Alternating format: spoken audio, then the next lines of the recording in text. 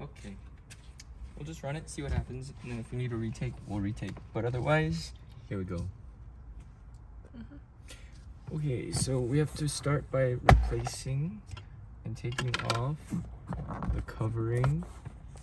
There should be a couple of hooks, but it slides right off. We'll keep these for after. We need to take this 6-pin, remove it.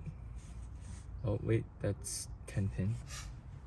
And then connect it to the adapter, line up the teeth, put this one in where you removed the previous. You can slide that in over here where there's some extra space. Now that this is all attached, we can work on covering this back up. Same way it went off, just place it back on, but keep all the wires underneath. And then hide it a little bit. Slide the covers. Oof.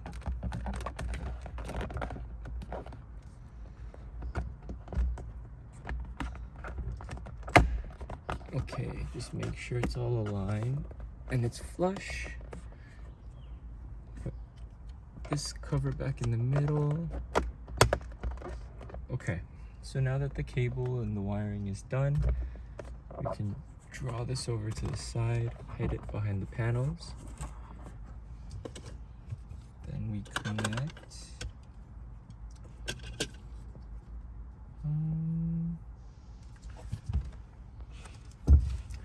There should be the cable DC in right here.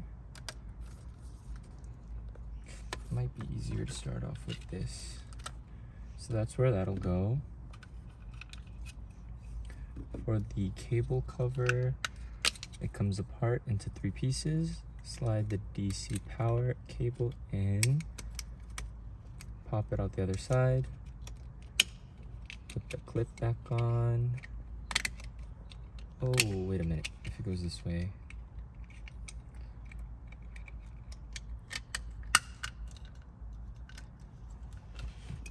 And this will go on the right. So the camera can go on the left, this side, right side up. Attach here, that should be fine. Okay.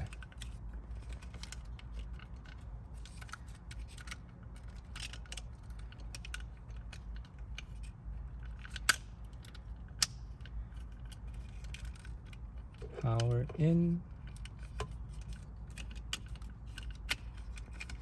Attachment on. Nice. So then we can apply the adhesive, feed the line up over here, flush against the top, apply the adhesive to the panel, and now you can rotate the camera forward. Done!